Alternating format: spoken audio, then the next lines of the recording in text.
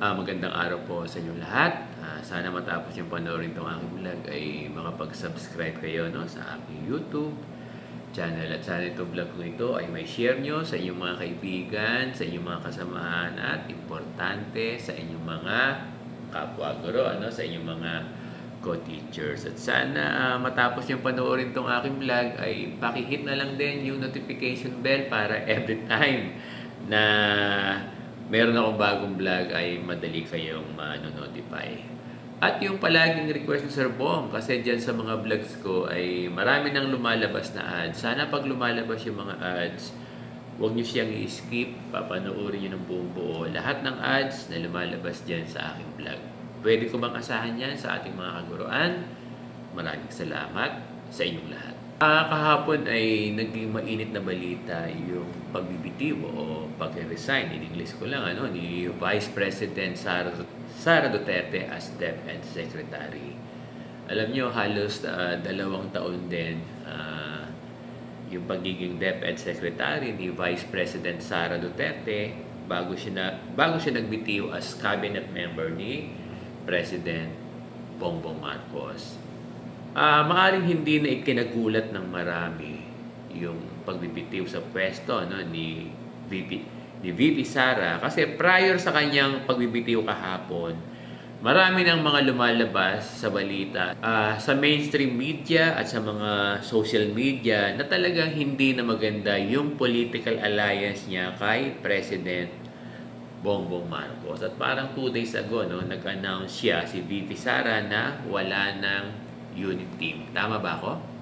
Anyway, kung ano man yung kanilang political relationship or differences ngayon ni Vice President Sara at President Bongbong Marcos, hindi naman to issue sa DepEd at sa ating mga guro, kasi tayo naman na nasa DepEd ever since, kahit sino ang italagang DepEd Secretary, palagi naman natin binibigay yung ating respeto. Tama ba ako?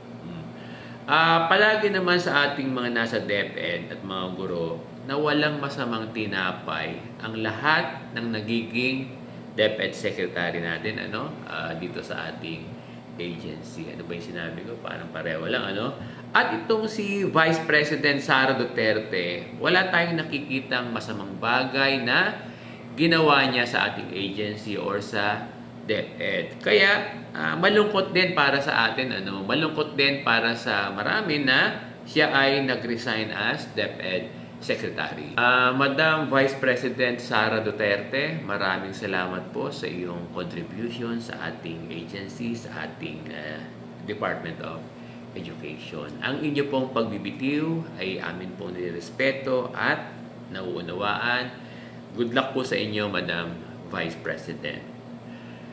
So dahil nagbitiw na sa pwesto bilang DepEd Secretary si Vice President Sara Duterte, ang implication ba nito ay hindi na itutuloy itong matatag curriculum? Yun ba yun? Kasi itong DepEd matatag ay binalangkas under Vice President Sara Duterte at ngayon ay i-implement na for this school year 2024-2025 para sa grade 7 in secondary at kinder, grade 1 at grade 4 naman para sa elementary. Alam nyo, dear teachers, marami ng rollouts itong matatag curriculum. Meron tayo sa national, meron kayo sa regions, meron tayo sa divisions, at meron na tayo sa school.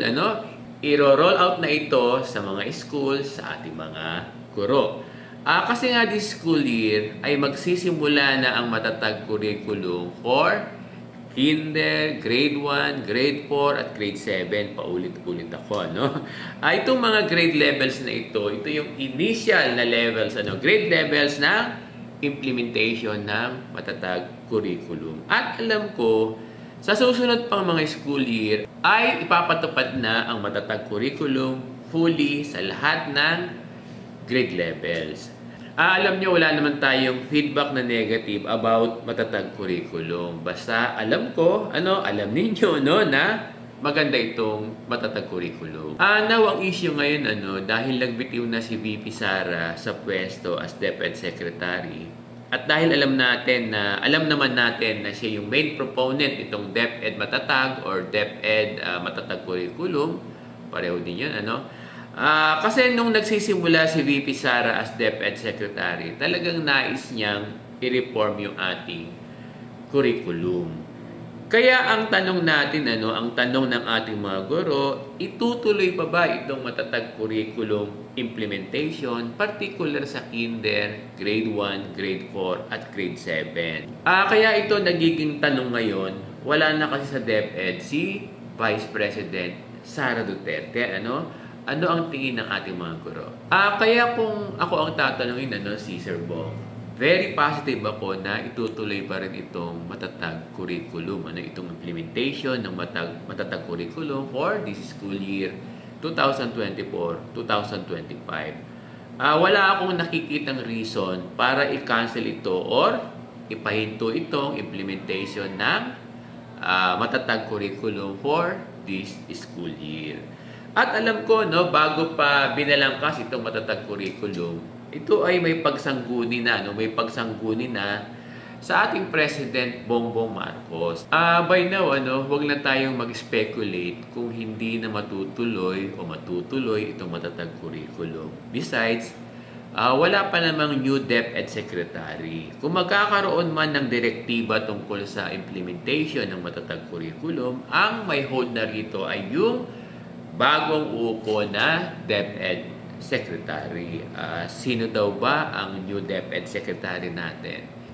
Si Vice President Leni Robredo ba? Kasi si VP Leni, ito yung nababasa or napapanood natin sa social media na pinag-uusapan. Pero at the end of the day, magtatalaga ang ating President Bongbong Marcos ng new DepEd Secretary. Maraming salamat sa inyong lahat.